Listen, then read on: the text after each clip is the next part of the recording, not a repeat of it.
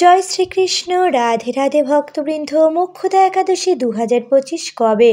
ব্রতকথা মাহাত্ম্য, ব্রতের পূর্ণাঙ্গ সময়সূচি, ব্রতের পালনের সঠিক সময় এবং এই দিনে কি খাবেন এবং কি ভুলেও খাবেন না, এই সকল কিছুই আজকের পর্বের আলোচনার বিষয়। তবে মূল পর্বে যাবার পূর্বে সকলের নিকট বিনীত অনুরোধ, ভিডিওটি দ্বারা সামান্য উপকৃত হলে অবশ্যই একটি লাইক করতে ভুলবেন না এবং কমেন্ট বক্সে রাধা গোবিন্দর জয়গান করুন। ভক্তবৃন্দ, চলে যাচ্ছি মূল পর্বে। একাদশী তিথি শুরু হবে 13 অগ্রহায়ণ 1432, 30 নভেম্বর 2025 রবিবার অপরাহ্ন 4:35। একাদশী তিথি শেষ হবে 14 অগ্রহায়ণ 1432, 1 ডিসেম্বর 2025 সোমবার দিবা 2:45। একাদশী ব্রতের উপবাস করতে হবে 14 অগ্রহায়ণ 1432, 1 ডিসেম্বর 2025 সোমবার। একাদশী ব্রতের পালন করতে হবে 15 অগ্রহায়ণ 1432, 2 ডিসেম্বর 2025 মঙ্গলবার পূর্বাহ্ন 10:09 এর মধ্যে। এবার পাঠ করছি ভক্তবৃন্দ একাদশীর ব্রতকথা, যা শুধুমাত্র শ্রবণেই সর্বপাপ থেকে মুক্ত হওয়া সম্ভব। মোক্ষদা একাদশী ব্রতকথা মাহাত্ম্য। যুধিষ্ঠির বললেন, হে বিষ্ণু, আপনাকে আমি বন্দনা করি। আপনি ত্রিলোকের সুখদায়ক, বিশ্বেশ্বর, বিশ্বপালক ও পুরুষোত্তম। আমার একটি সংশয় আছে। অগ্রহায়ণ মাসের শুক্লপক্ষের যে একাদশী, তার নাম কি, বিধি বা কি, ও কোন দেবতা এই একাদশীতে পূজিত হন, তা আমায় বলুন। শ্রীকৃষ্ণ বললেন, হে মহারাজ, আপনি উত্তম প্রশ্ন জিজ্ঞাসা করেছেন, যার মাধ্যমে আপনার যশ চতুর্দিকে বিস্তৃত হবে। এখন এই একাদশীর কথা আমি বর্ণনা করছি, যা শোনা মাত্রই বাজপেয় যজ্ঞের ফল লাভ হয়। অগ্রহায়ণ মাসের শুক্লপক্ষের এই একাদশী মোক্ষদা নামে পরিচিত। সর্বপাপনাশিনী ও ব্রতের মধ্যে সর্বশ্রেষ্ঠা এই একাদশীর দেবতা শ্রী দামোদর। তুলসী মঞ্জুরি, ধূপ, দীপ ইত্যাদি উপাচারে শাস্ত্রবিধি অনুসারে শ্রী দামোদরের পূজা করতে হবে। পূর্ববর্ণিত বিধি অনুসারে দশমী ও একাদশী পালন করতে হবে। এই উপবাস দিনে স্তব, স্তুতি, নৃত্য, গীত আদি সহ রাত্রি জাগরণ করা কর্তব্য। হে মহারাজ, প্রসঙ্গক্রমে একটি অলৌকিক কাহিনী আমি বলছি। মনোযোগ দিয়া এই ইতিহাস শ্রবণ মাত্রই সর্বপাপ ক্ষয় হয়। যে পিতৃপুরুষেরা নিজ নিজ পাপে অধোজনি প্রাপ্ত হয়েছে, এই ব্রত পালনের পুণ্যফল বিন্দুমাত্র তাদেরকে দান করলে তারাও মুক্তি লাভের যোগ্য হয়। কোনো এক সময় মনোরম চম্পকনগরে বৈখানস নামে এক রাজা ছিলেন। তিনি ছিলেন সমস্ত বৈষ্ণব সদ্গুণে বিভূষিত। প্রজাদের তিনি পুত্রের মতো পালন করতেন। তার রাজ্যে বহু বেদজ্ঞ ব্রাহ্মণ বাস করতেন। রাজ্যের সকলেই ছিল বেশ সমৃদ্ধশালী। একবার রাজা স্বপ্নে দেখলেন যে তার পিতা নরকে পতিত হয়েছে। তা দেখে তিনি অত্যন্ত বিস্মিত হলেন। পরদিন ব্রাহ্মণদের ডেকে পাঠালেন। হে ব্রাহ্মণগণ, গত রাত্রিতে স্বপ্নে নরক যাতনায় পিতাকে কষ্ট পেতে দেখে আমার হৃদয় বিদীর্ণ হচ্ছে। তিনি আমাকে লক্ষ্য করে বলতে লাগলেন, হে পুত্র, তুমি আমাকে নরক সমুদ্র থেকে উদ্ধার করো। তার সেই অবস্থা দেখে আমার অন্তরে সুখ নেই। আমার এই বিশাল রাজ্য, স্ত্রী, পুত্র, কিছুতেই আমি শান্তি পাচ্ছি না। কি করি, কোথায় যাই, কিছুই বুঝতে পারছি না। আমার পূর্বপুরুষেরা মুক্তি লাভ করতে পারে এমন কোনো পুণ্যব্রত তপস্যা ও যোগের কথা আমাকে উপদেশ করুন, আমি তা অনুষ্ঠান করব। আমার মতো পুত্র বর্তমান থাকা সত্ত্বেও যদি পিতা মাতা পূর্বপুরুষেরা যদি নরক যন্ত্রণা ভোগ করতে থাকে, তবে সেই পুত্রের কি প্রয়োজন? ব্রাহ্মণগণ বললেন, হে মহারাজ, আপনার রাজ্যের কাছেই মহর্ষি পর্বতমুনির আশ্রম রয়েছে। তিনি ত্রিকালজ্ঞ, তার কাছে আপনার মুক্তির উপায় জানতে পারবেন। ব্রাহ্মণদের উপদেশ শ্রবণ করে মহাত্মা বৈখনস তাদের সঙ্গে নিয়ে সেই পর্বতমুনির আশ্রমে গমন করলেন।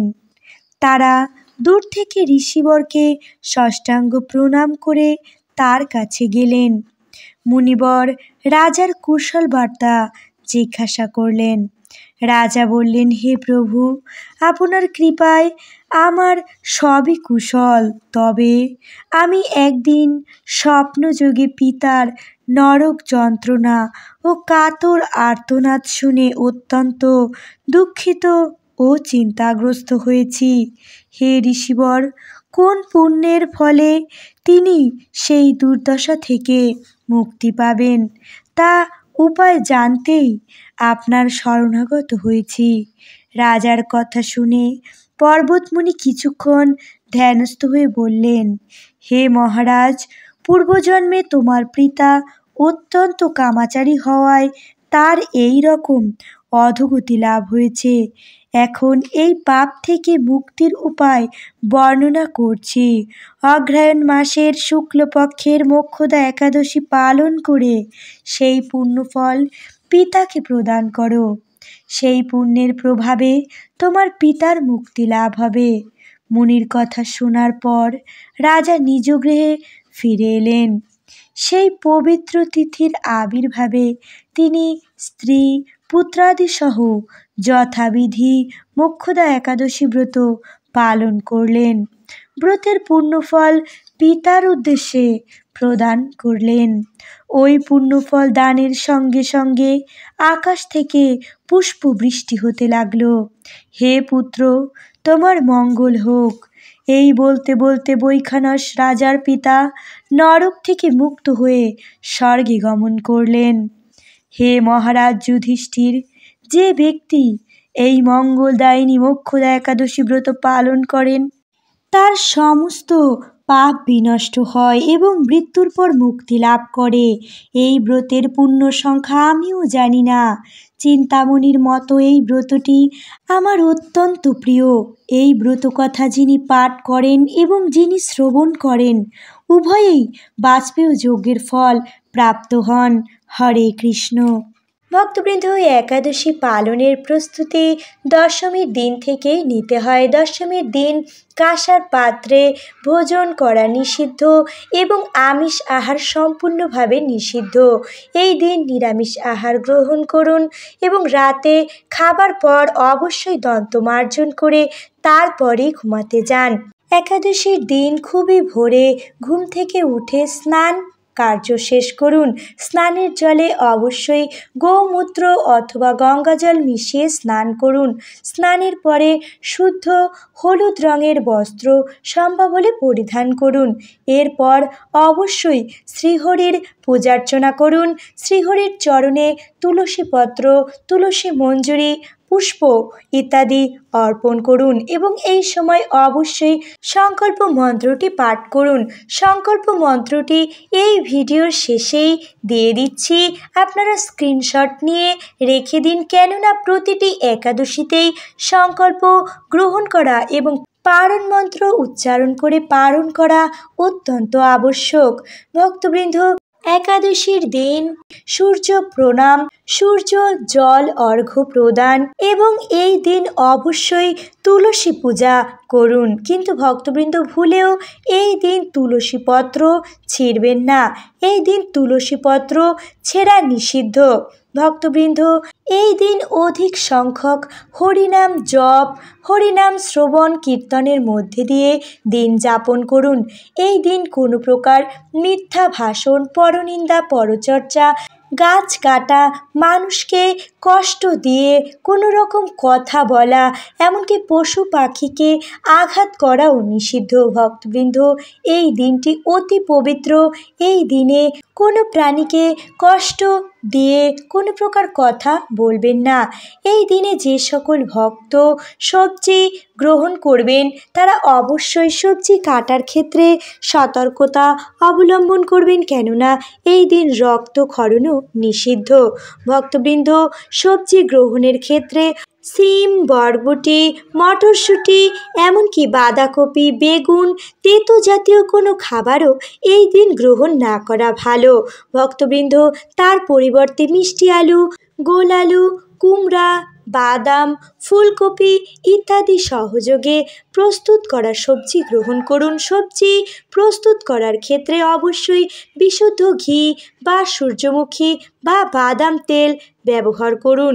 এই সময় যে মশলা ব্যবহার করবেন অবশ্যই পাঁচফোড়ন ব্যবহারের ক্ষেত্রে সতর্কতা অবলম্বন করুন। এই পাঁচফোড়নের ভেতরে থাকা সরিষা গ্রহণ এই দিনে নিষিদ্ধ। পঞ্চ রবি শস্য বাদ দিয়ে এই দিন ফল, মূল এবং সবজি অনুকল্প প্রসাদ হিসেবে ভগবানকে নিবেদন করে গ্রহণ করা যেতে পারে। এবং দ্বাদশীর দিনেও খুব ভোরে শয্যা ত্যাগ করে স্নানাদি কর্ম শেষ করে ভগবানকে পঞ্চ রবি শস্য ভোগ অর্পণ করুন এবং সেই ভোগ প্রসাদ রূপে গ্রহণ করে পারণ ক্রিয়া সমাপ্ত করুন।